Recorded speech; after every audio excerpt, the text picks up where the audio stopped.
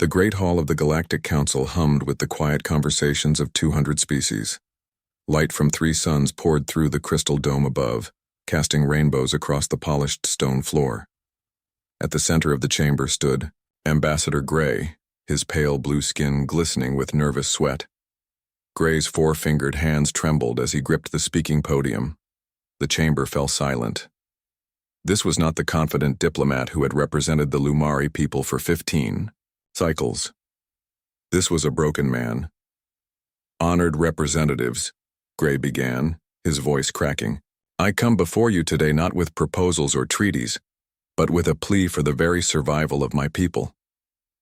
The main display behind him activated, showing images of a beautiful green and blue world, Lumari Prime. Then the images changed. Cities in flames, orbital platforms shattered, refugee ships crowded with frightened civilians. For 3 months, the Vex Armada has blockaded our homeworld. They demand our unconditional surrender. They demand our resources, our territories, and... Gray paused, struggling to maintain composure. "And they demand half our population for what they call labor redistribution." Murmurs spread through the chamber. The Vex had been expanding their territory for years, but this level of aggression was unprecedented. "We have tried diplomatic channels," Gray continued. "We have offered fair trade agreements. We have even offered limited territorial concessions. But the Vex commander merely laughed and gave us 30 more days to surrender." The council chairperson, a tall insectoid named Director Click, tapped her ceremonial staff against the floor. "Ambassador Gray, the council sympathizes with your situation. However, our non-intervention protocols are clear. The Vex Confederation is a recognized galactic power. Without evidence of specific treaty violations, we cannot authorize military action." Gray's shoulders slumped. "We expected this answer, but I had to try. In 26 days, my civilization will either be enslaved or destroyed." From the back of the chamber, a voice called out, "I have a question." Heads turned. Standing near the entrance was a stocky figure in a simple gray uniform. Unlike the elegant robes of most representatives, this uniform was functional, almost military in design. The being who wore it had pinkish-brown skin and a covering of short brown hair on top of its head. Director Click seemed annoyed by the interruption. "The human observer has not been recognized by the chair." The human stepped forward anyway. "My name is Jack Wilson, representing Earth. Ambassador Gray, you said you've tried diplomatic channels. Have you requested direct assistance from individual worlds rather than council action?" Gray blinked his large eyes in confusion. "The council is the proper channel for—" "Yes, I understand protocol," the human interrupted. "But my question is simple. Have you asked anyone else for help?" "No," Gray admitted. "The Vex fleet consists of 15 capital ships and supporting vessels. No single world could possibly—" "Earth will help," Jack said simply. The chamber erupted in voices. Director Click banged her staff repeatedly. "This is highly irregular. Observer Wilson, Earth has only had observer status for 5 years. You cannot make such offers in this chamber." Jack shrugged. "I just did. If the Lumari wish to formally request Earth's assistance, we will respond." An elegant reptilian delegate rose from her seat.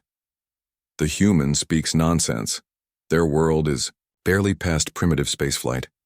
They have only 3 colony worlds while the Vex control 27 systems." "Ambassador Sith speaks truth," added another delegate. "Humans come from a death world with crushing gravity and extreme weather. This makes them naturally aggressive and impulsive. They do not understand galactic politics." Jack didn't seem bothered by these criticisms. He looked directly at Gray. "Ambassador, my government authorized me to offer assistance before I came to this session. We've been monitoring the situation. A Lumari trade ship visited Earth last year. We liked your people. We don't like bullies." Gray looked stunned. "But why would Earth risk conflict with the Vex? What do you want in return?" Jack's face showed, a brief expression that many in the chamber couldn't interpret, something between amusement and sadness. "We don't want anything. That's not how this works." Director Click's voice cut through the noise. Observer Wilson, I must formally warn you that unauthorized military action violates Council guidelines. Earth could lose its observer status and face trade restrictions. Jack nodded politely. Noted, Director. Ambassador Gray, the offer stands. Your call. Gray looked around the chamber at the faces of species who had traded with, taught, and guided the Lumari for centuries. None would meet his gaze. He turned back to the human. Earth's help would be welcomed by the Lumari people, he said formally. Jack nodded once and touched a device on his wrist. Message sent. Earth Defense Force has been activated. Ambassador, can you provide docking coordinates for our ship? It should arrive in about 10 days. Ship? Singular? Someone laughed from across the chamber. The humans think they can challenge a Vex armada with one ship? Jack didn't respond to the mockery. He walked across the chamber to Gray and extended his hand in the human greeting custom. Gray hesitantly reached out, and they clasped hands. I should warn you, Gray whispered. The Vex are notorious for their technological superiority and ruthlessness. Jack smiled slightly. Yeah, we read the reports. Don't worry too much. After exchanging contact information, Jack turned to leave. Director Click called after him. Observer Wilson, the Council formally requests information about what kind of intervention Earth is planning. Jack paused at the doorway. You'll get a full report after the mission, Director. But I can tell you we're sending the Thunderchild. The name meant nothing to most delegates, but a few who had studied human defense systems stirred uncomfortably. The vessel powered by the experimental reactor? Asked a technological specialist from the marital technocracy. That ship violates at least 7 safety guidelines established by the Council. As you frequently remind us, Jack replied with a polite nod. Good day, representatives. After the human left, the chamber filled with urgent conversations. Gray found himself surrounded by delegates, some offering sympathy, others warning him about the dangers of human involvement. They evolved on a world with twice the gravity of most habitable planets, one advisor told him. Their bones and muscles are unnaturally dense and strong. Their atmosphere is toxic by our standards, added another. They breathe reactive oxygen that would damage most species' tissues. Their history is filled with warfare, a historian noted. They united their planet less than 100 years ago after countless conflicts. Ambassador Sith pulled Gray aside. My friend, I understand your desperation, but humans are dangerous. Not malicious, perhaps, but unpredictable. Their ship designs prioritize power over safety. Their tactics defy conventional doctrine. Gray looked at them all with newfound determination. The Vex gave us 2 choices, slavery or extinction. The humans just gave us a third option. I choose that one. As Gray left the chamber, a message chimed on his communication device. It contained just 4 words from Earth Command. Help is on the way. For the first time in months, Gray felt something unexpected. Hope. Admiral Tom Stone stood at the viewport of Earth Orbital Command, watching the massive shape of the Thunderchild as it prepared for departure. At 52, Stone had seen humanity go from a single planet species to a minor galactic power. His weathered face and gray-streaked hair showed the stress of those decades. How soon can we launch? He asked without turning around. Commander Lisa Park consulted her tablet. Final preparations will be complete in 6 hours, sir. Captain Miller reports all systems green. Stone nodded. And what's the reaction from the rest of the galaxy? Exactly what you'd expect. 17 formal protests from council members, 3 warnings about diplomatic consequences, and 5 requests for technology sharing agreements, just in case we succeed. Stone finally turned from the viewport, a small smile on his face. Amazing how many friends you make when you might do something useful. The Admiral walked to the central command table where a holographic display showed the Lumari system and the Vex blockade. 15 red triangles surrounded a blue sphere. 15 Vex warships against a peaceful world with minimal defenses. This won't be easy, Stone said. The Vex have numbers and position. We have... What exactly? Commander Park smiled. We have the Thunderchild, sir, and we have Captain Miller. 2 decks below the bridge of the Thunderchild, Captain Robert Miller inspected the ship's main reactor room. At 45, Miller was considered young for such an important command, but his experience in Earth's unification conflicts had marked him as a natural leader. "Talk to me, Reed," he said to the ship's chief engineer. "Will she hold together?" Engineer Alex Reed didn't look up from the complex display showing power flows through the ship's systems. Reed was 30, thin, with quick hands that never seemed to stop moving. "Conventional wisdom says no," Reed replied. "But conventional wisdom doesn't understand this power system." The heart of the Thunderchild was its experimental reactor, a system that didn't just generate energy, but manipulated the fundamental forces that held reality together. Most galactic powers used safe, stable antimatter reactors. Humans had gone a different direction. "The Council Tech inspectors called it recklessly dangerous," Miller said with a hint of pride. Reed laughed. "They also called it impossible.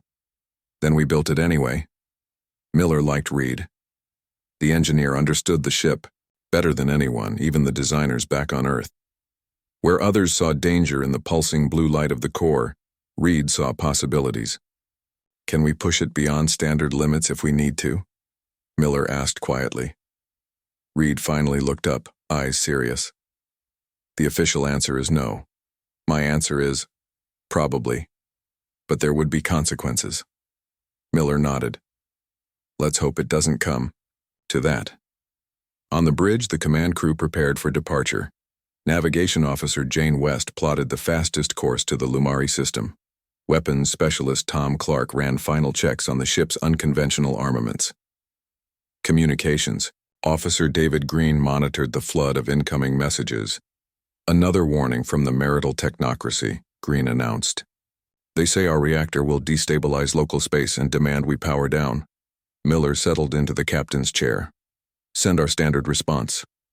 Green nodded and transmitted the carefully worded message that essentially said, in diplomatic language, "Noted, proceeding anyway." Miller addressed the bridge crew. "I know you've all read the mission briefing. 15 Vex ships against our 1. They have superior numbers, they have position, they have experience." He paused, looking at each crew member in turn. "What they don't have is a good reason to fight. They're bullies picking on a peaceful species. We're going to show them that was a mistake." Miller turned to his first officer.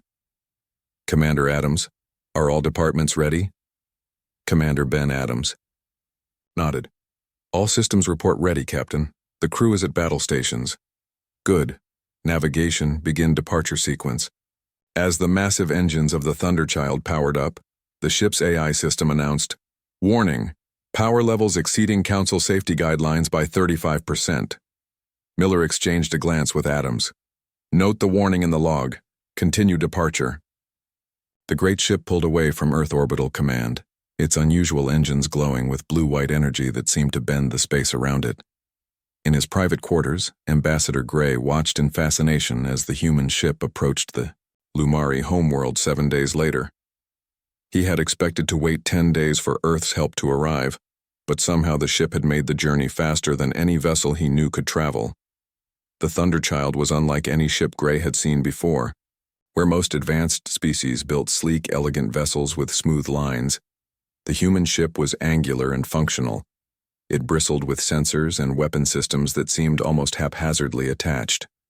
The hull was painted dark gray with minimal markings, just the ship's name and Earth Defense Force in simple letters. Gray's communication device chimed. "Ambassador, this is Captain Miller of the EDF Thunderchild. We've arrived ahead of schedule and would like to discuss strategy."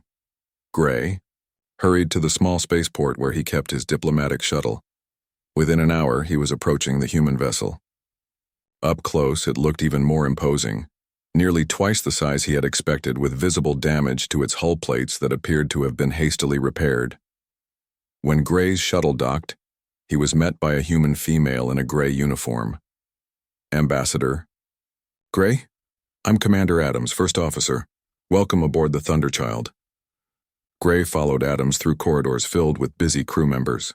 Unlike the automated ships of most advanced species, the human vessel seemed to require many hands to operate. Each person they passed nodded respectfully to the ambassador.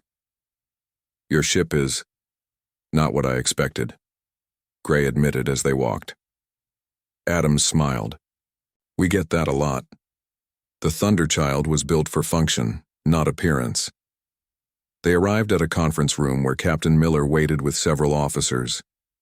The captain stood and extended his hand in the human greeting custom. "Ambassador, Gray, welcome aboard. We've been studying the situation. It's not good, but it's not hopeless either." Gray shook the offered hand. "Captain Miller, my people are grateful for Earth's assistance, but I must be honest. I don't understand how one ship, even your Thunderchild, can stand against 15 Vex warships." Miller gestured for Gray to sit. "Numbers aren't everything. Ambassador, may I introduce my team? Commander Adams you've met. This is Navigation Officer West, Weapons Specialist Clark, and Engineer Reed." Engineer Reed spoke up. "We've been analyzing the Vex fleet from long-range scans. Their technology is impressive but predictable. Standard antimatter power cores, conventional shield geometries." Gray was confused. "Is that important?" Reed's eyes lit up with enthusiasm. "Very. It means they'll respond to our technology in predictable ways. They've never encountered a power system like ours." Captain Miller pointed to a display showing the blockade pattern. "The Vex have set up a standard containment formation. They're not expecting resistance, which gives us an advantage." "What exactly is your plan?" Gray asked. Miller's face grew serious. "First, we attempt diplomatic contact. Offer them a chance to withdraw." Gray shook his head. "They won't listen. They refused all previous attempts." "I know," Miller said. "But we always offer peace first. It's our way. When they refuse, and they will, we'll demonstrate why that was a mistake." As if on cue, an alarm sounded. Communications Officer Green's voice came over the intercom. "Captain, we're being hailed by the Vex command ship. Their leader demands we identify ourselves and state our purpose." Miller stood. "Right on schedule. Ambassador Gray, would you join me on the bridge? It's time to introduce ourselves to the neighborhood bully." For the first time since the blockade began, Gray felt something other than despair. These humans, with their strange ship and confident manner, actually believed they could win. Looking at their determined faces, Gray began to wonder if maybe, just maybe, they were right. The bridge of the Thunderchild hummed with tense energy as Captain Miller took his command chair. Ambassador Gray stood nearby, trying not to show his nervousness. "Put the Vex commander on screen," Miller ordered. The main display flickered to life, showing a stern-faced being with dark purple skin and a crest of bony ridges where hair would be on a human. The Vex commander wore an elaborate uniform covered with medals and insignia. "I am Supreme Commander Drac of the Vex Confederation," the alien announced. "Your vessel is unauthorized in this space. Identify yourself immediately." Miller leaned forward slightly. "I'm Captain Robert Miller of the Earth Defense Force vessel Thunderchild. We're here at the request of the Lumari government to address the blockade situation." Drac's eyes narrowed. "Earth? The Deathworld colony? This matter does not concern your primitive species. Depart immediately or face destruction." Miller's expression didn't change. "Commander Drac, I'm authorized to offer you a chance to withdraw your forces peacefully. The Lumari are under Earth's protection now." A harsh sound came from Drac, something like laughter. "One ship against 15? Your species is even more foolish than reported. We have studied your vessel. It violates basic safety protocols and would not survive first contact with our weapons." Ambassador Gray stepped forward, unable to contain himself. "Commander Drac, please reconsider. We can return to negotiations." "Silence," Drac snapped. "Your time for negotiations is over. You will surrender as planned." He turned his attention back to Miller. "Human, you have 1 hour to leave this system. After that, we will consider your ship hostile and respond accordingly." The screen went dark. Gray turned to Miller with panic in his eyes. "Captain, he's not bluffing. The Vex are known for their military prowess." Miller nodded calmly. "I believe you. But first impressions are important, and I think it's time we made ours." He turned to his communications officer. Green, open a channel to all Lumari ships in the area. Channel open, sir. This is Captain Miller of the Thunderchild. Any Lumari vessels, please identify yourselves. After a moment of static, a tired voice responded. This is Scholar Blue of the Lumari Defense Force. We have 3 ships still operational, but our weapons are nearly depleted. Scholar Blue, please hold your position. We're going to demonstrate something to our Vex friends. Miller turned to his weapons specialist. Clark, target the 2 Vex scout ships on the blockade's perimeter. Precision strike, engines only. Clark's fingers danced across his console. Targets acquired, sir. Ready on your command. Miller looked at Engineer Reed. Are we in position for minimal power signature? Reed nodded from the engineering station. Yes, Captain. They'll never see it coming. Miller took a deep breath. Fire. From the outside, the Thunderchild showed no visible signs of weapons charging. No energy buildup, no glowing emitters. 2 nearly invisible distortions in space shot from the ship, covering the vast distance to the Vex scout ships in seconds. On the bridge displays, they watched as the engines of both Vex vessels suddenly went dark. The ships began to drift, their running lights flickering. Scholar Blue's voice came through, filled with astonishment. What did you do to them? Targeted electromagnetic pulse, Miller explained. We disabled their engines without harming the crews. Ambassador Gray stared at the displays in disbelief. I've never seen weapons with that precision. Engineer Reed smiled slightly. That's because they're not conventional weapons. Our ship's power system allows us to create localized space-time distortions that carry an electromagnetic charge. In simple terms, Commander Adams added, seeing Gray's confusion, we can reach out and turn off their systems without destroying the ships. The communications panel lit up. Captain, Commander Drac is hailing us. He sounds upset. Put him through, Miller said. Drac's face appeared on screen, his purple skin now darker with rage. What have you done? This act of aggression will not stand. Miller's voice remained calm. It wasn't aggression, Commander. It was a demonstration. Your scout ships are disabled but intact. The crews are unharmed. This was a warning shot. You? Teresa, I do dare, Miller interrupted. Here's our position. The Lumari are now under Earth's protection. Your blockade will end, and you will withdraw from this system. In return, no further action will be taken against your fleet. Drac's expression twisted with fury. You have just signed your death warrant, human.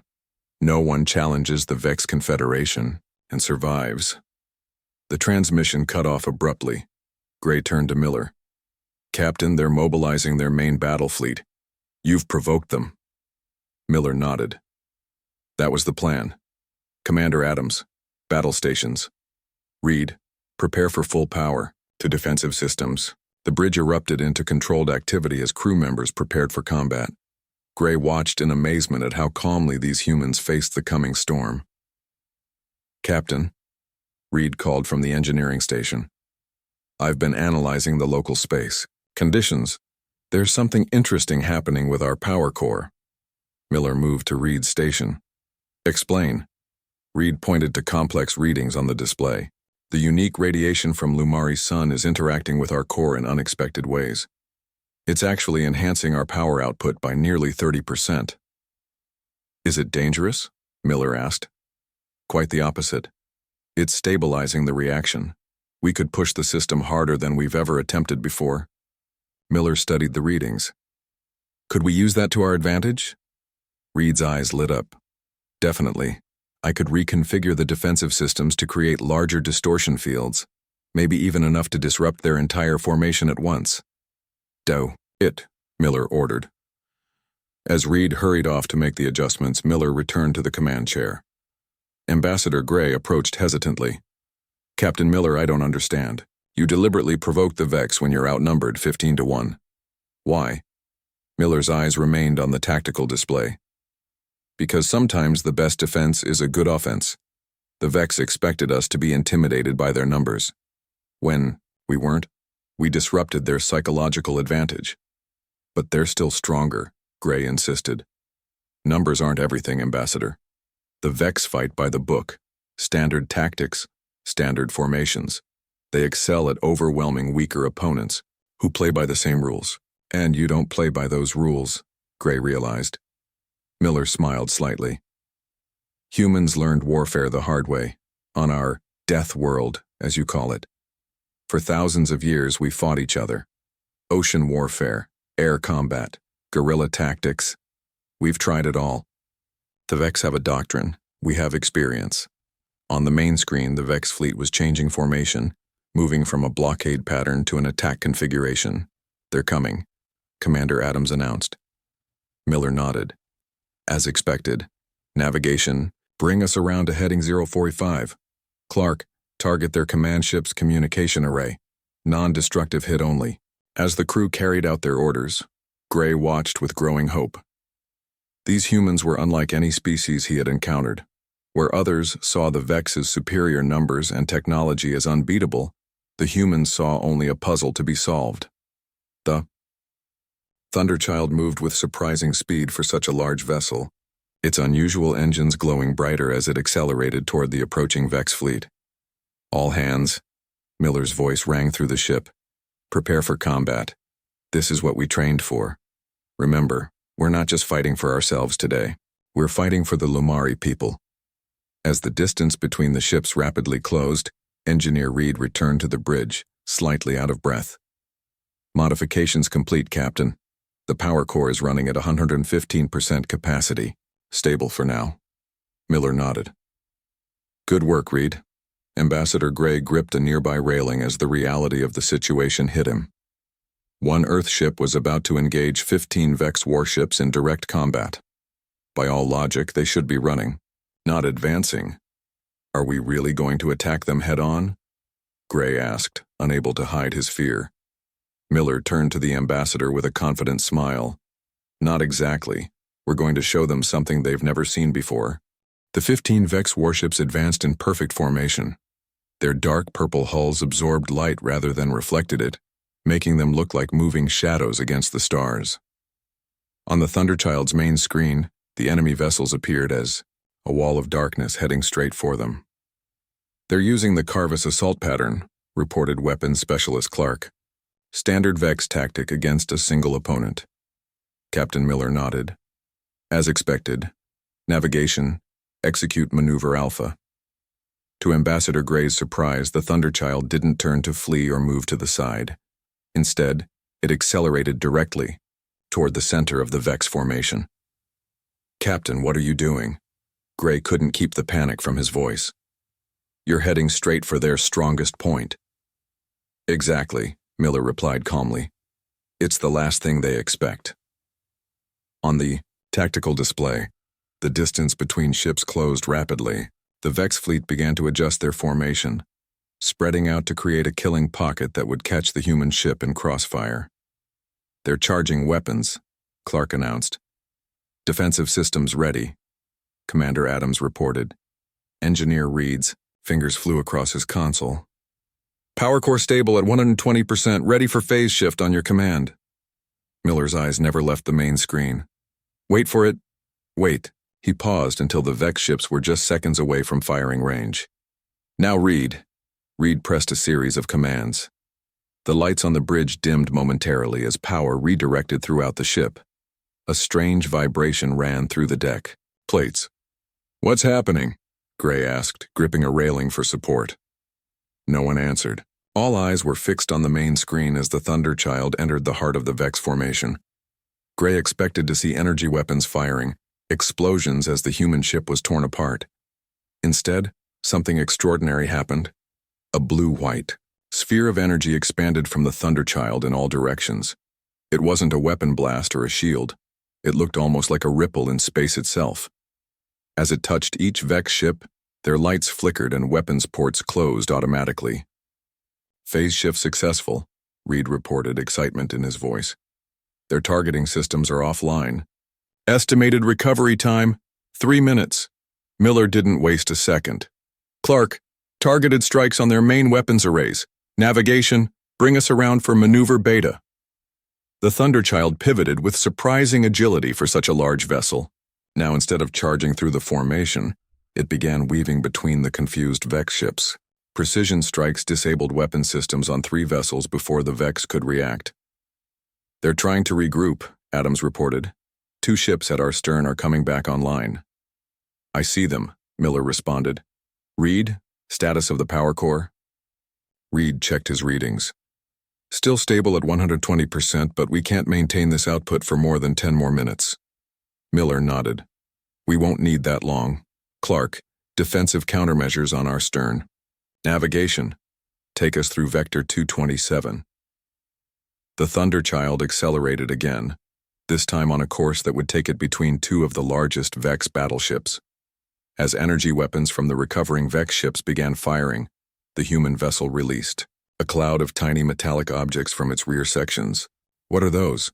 Gray asked, pointing at the small objects on the tactical display. "Old Earth naval tactic," Adams explained. "Chaff, simple metal fragments that confuse enemy targeting systems." The simple approach worked brilliantly. Vex, energy weapons fired but struck the chaff cloud instead of the Thunderchild. For all their advanced technology, the Vex had never encountered such a basic defensive tactic. Meanwhile, the Thunderchild continued its attack run, disabling weapons and engines on the 2 largest battleships as it passed between them. Now 7 of the 15 Vex ships were effectively removed from the battle. "Captain," Clark called. "Out. 3 Vex cruisers are breaking formation. They're targeting the Lumari defense vessels." Miller frowned. "Trying to eliminate civilian targets. Typical bully behavior." He turned to navigation. "Intercept course. Maximum speed." The Thunderchild changed direction sharply, racing to place itself between the Vex cruisers and the defenseless Lumari ships. The maneuver would expose their most vulnerable sections to the remaining Vex vessels. "Sir," Adams warned, "this will put us in crossfire from 5 different directions." "I'm aware, Commander. Reed, can we manage another phase shift?" Reed shook his head. "Not a full one, but I could create a directional burst like a shield wall on our port side." "Do it," Miller ordered. As the Thunderchild moved to protect the Lumari vessels, energy weapons from multiple Vex ships converged on their position. The directional shield Reed created absorbed most of the impacts, but the ship shuddered violently as some blasts broke through. "Damage to decks 5 through 8, reported Commander Adams. "Power fluctuations in the starboard sections." Despite the damage, the Thunderchild continued its protective maneuver, placing itself directly in harm's way. More enemy fire pounded against the human vessel's hull. "Power core destabilizing," Reed called out, his voice tense. "We're exceeding safe operational parameters." Miller gripped the arms of his command chair. "Can you stabilize it?" Reed's hands moved frantically across his console. "Not conventionally. There's only one option left, but it's never been tested outside simulation." "What option?" Miller demanded. "Emergency Protocol Omega," Reed replied. "A controlled overload of the core. It would create a massive phase shift, enough to disable every ship in the area." "Would it destroy the Vex fleet?" Miller asked. Reed shook his head. "No, just disable them completely for about 30 minutes, but there's a catch. We'd lose all power too. We'd be dead in space until auxiliary systems came back online." Another blast rocked the ship, harder this time. Warning lights flashed across multiple stations. "Hull breach on Deck 3, Adams reported. "Emergency containment activated." Miller made his decision. "Do it, Reed. Initiate Protocol Omega." Reed entered a complex series of commands, then placed his palm on a scanner for final authorization. "Protocol Omega initiated. Core overload in 30 seconds. Miller opened a ship-wide channel. "All hands, brace for power loss. Emergency. Systems only." Ambassador Gray watched in fear and fascination as the lighting throughout the bridge changed to a deep blue. The deck vibrated with increasing intensity. 10 seconds to overload," Reed announced. "Brace yourselves." Gray gripped the nearest secure handhold with all 4 of his hands. Around him, the human crew secured themselves at their stations, faces tense but determined. 3, 2, 1. The world seemed to stop for a moment. Gray felt a strange sensation as if gravity itself hesitated. Then a blinding blue-white light filled the bridge, so intense that Gray had to close his eyes. When he opened them again, the bridge was dark except for faint emergency lighting. All systems appeared to be offline. Through the viewport, Gray could see that the Vex ships were similarly dark, drifting aimlessly in space. Did it work? Gray asked into the silence.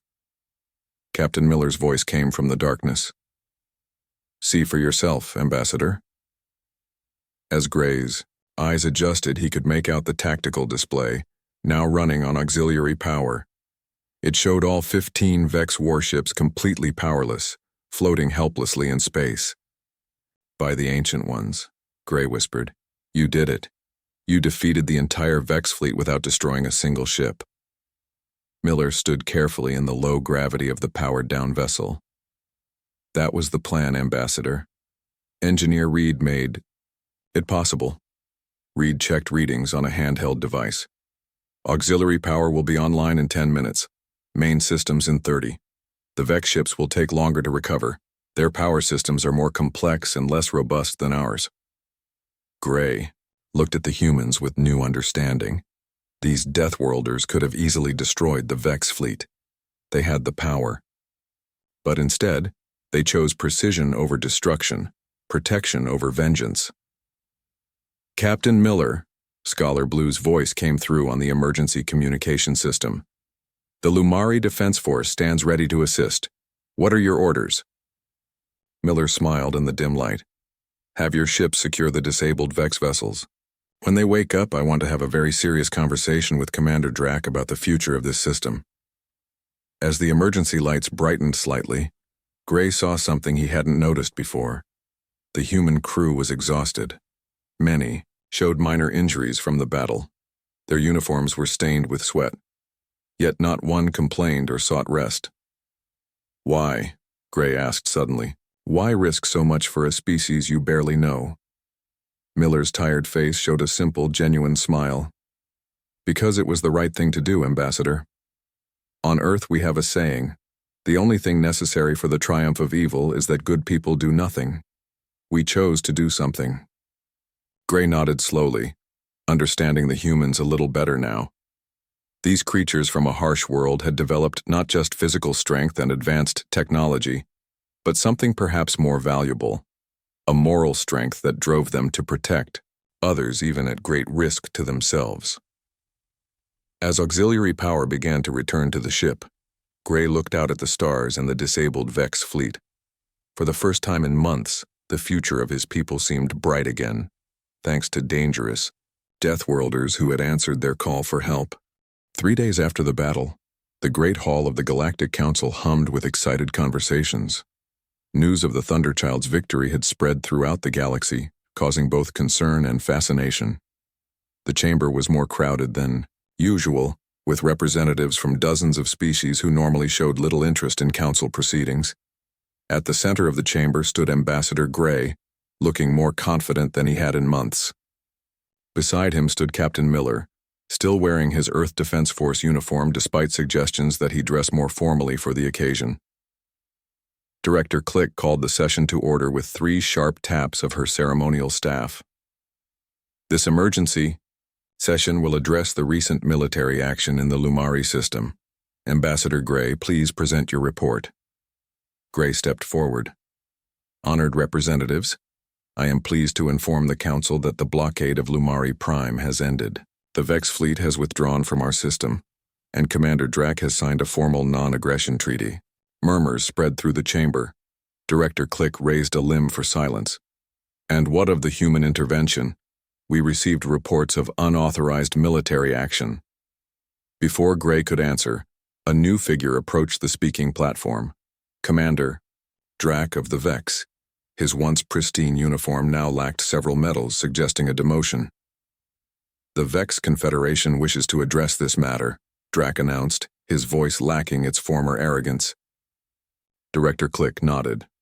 The Council recognizes Commander Drac. Drac straightened his posture. The Vex Confederation withdraws its complaint against Earth's intervention. Our internal investigation has confirmed that our blockade of Lumari Prime violated 3 interstellar treaties. The humans," he paused, glancing at Miller, "responded to legitimate distress signals with appropriate force." The chamber erupted in surprised conversations. The Vex never admitted wrongdoing. When order was restored, Director Click turned to Captain Miller. "Captain, the Council would like to understand the nature of your intervention. Reports suggest your single vessel engaged 15 Vex warships. How is this possible?" Miller stepped forward. "Director, with respect, most of that information is classified by Earth Defense Force. What I can tell you is that we employed targeted, non-lethal methods to neutralize the Vex fleet. No ships were destroyed. No lives were lost." A technological specialist from the marital technocracy rose from her seat. "But your vessel's power systems violate safety protocols. Our sensors detected energy fluctuations that could have destabilized the entire sector." Engineer Reed, who had been standing quietly behind Miller, stepped forward. "May I address this concern, Captain?" Miller nodded, and Reed approached the platform. "I'm Engineer Alex Reed of the Thunderchild. The power fluctuations you detected were contained within our ship's specialized shielding. At no point was the sector at risk." The marital representative wasn't satisfied. "But how can we verify this? The technology you're using is unlike anything in our records." Reed smiled slightly. "That's because we developed it independently. Earth was isolated for much of its technological development. We found different solutions to similar problems." Director Click tapped her staff again. "The Council's primary concern is safety. Can Earth guarantee that these unusual power systems won't pose a risk to other worlds?" Miller rejoined the conversation. "Earth is preparing a detailed report on our safety protocols. We're also willing to share certain aspects of our technology with the Council's Safety Commission." This announcement caused another stir in the chamber. Earth had never before offered to share its advanced technology. Ambassador Gray stepped forward again. "If I may add, Director, the Lumari have already begun working with Earth engineers to understand their power systems. We can confirm they are safe when properly managed." The next hour involved detailed questions about the battle and its aftermath. Captain Miller explained how the Thunderchild had disabled the Vex ships without destroying them, and how this demonstration of power had convinced Commander Drac to negotiate. Finally, Director Click addressed the chamber. "The Council will take all this information under advisement.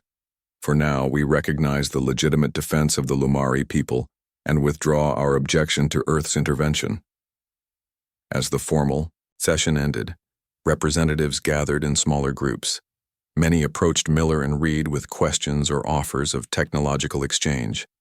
Others spoke with Gray about establishing closer ties with both Lumari and Earth. In a quiet corner of the chamber, Miller found a moment alone with Gray. "What happens now, Ambassador?" Miller asked. Gray's large eyes showed genuine warmth. "My people have already begun the recovery process. Without the Vex threat, we can rebuild. Earth's assistance has been more generous than we expected." Miller nodded. "The engineers we're leaving behind should help you understand some of our technology.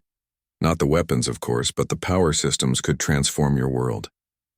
"That's not what I meant," Gray said. "Your people asked for nothing in return. No territories, no resources, no political alliance, just friendship." Miller smiled. "That's how we prefer to operate. Friendships last longer than forced alliances." Their conversation was interrupted by the approach of 3 representatives from different species. The leader, a tall being with silvery skin, addressed Miller directly. "Captain, I represent the Telos Confederation. We've observed your ship's capabilities with great interest. Would your government consider a defensive agreement with our worlds? We've had our own troubles with aggressive neighbors." Before Miller could answer, similar offers came from the other representatives. Word was spreading fast. Earth might be small and new to the galactic community, but it was becoming known as a powerful friend to have. Miller handled the requests diplomatically. "I'll forward all proposals to Earth Command, but I should clarify, we don't provide military services. For payment, we respond to legitimate needs case by case." After the representatives left, Gray looked at Miller with curiosity. You could have secured valuable alliances just now. Why hesitate? Miller's expression grew serious. Because that's not who we are, Ambassador. The moment we start deploying our ships for political gain, we become just another power player. Earth has a different vision for its role in the galaxy. Across the chamber, Engineer Reed was deep in conversation with Lumari scientists. He was explaining with enthusiastic hand gestures how the Thunderchild's power core worked. The Lumari listened with fascination. Your engineer seems eager to share knowledge, Gray observed. Miller nodded. Reed believes technology should help people, not control them. He's explaining enough for your scientists to develop their own version of our power systems, something suited to Lumari needs. Gray was silent for a moment. You know, Captain, when I first met humans, I was told your species evolved on a death world, a planet so harsh that it produced naturally aggressive beings. I was warned that this made you dangerous. And now? Miller asked. Now I understand that your harsh world didn't just make you strong. It taught you compassion. You know what it means to struggle, so you help others who struggle. You've faced your own threats, so you stand against threats to others. Gray extended all four of his hands in a traditional Lumari gesture of deep respect. My people will not forget what Earth has done. As they prepared to leave the council chamber, a message arrived for Miller from Earth Command. He read it quickly, then smiled. Good news? Asked Gray. The best kind, Miller replied. The Thunderchild has new orders. We're to remain in this sector for 3 months as part of a goodwill tour. Apparently, several worlds have requested visits from an Earth vessel. Including Lumari Prime, I hope, Gray said. Especially Lumari Prime, Miller confirmed. Engineer Reed will be pleased. He's been talking about studying your sun's unusual radiation pattern since we arrived. As they walked toward the docking area where the Thunderchild waited, Miller noticed how differently other species now looked at him and his crew. Where once there had been suspicion or dismissal of the primitive Deathworlders, now there was curiosity and respect. The news was spreading throughout the galaxy. If you faced an impossible threat, if the odds were overwhelmingly against you, if even the Galactic Council couldn't help, there was a world of beings who would answer your call. They came from a planet harsher than most could imagine. Their ships bent the rules of what most considered possible. Their methods defied conventional doctrine. And most importantly, when a foreigner begged for help, these dangerous Deathworlders answered, not for profit or power, but because they believed it was right. For many threatened species across the galaxy, this was the most welcome news they had heard in centuries.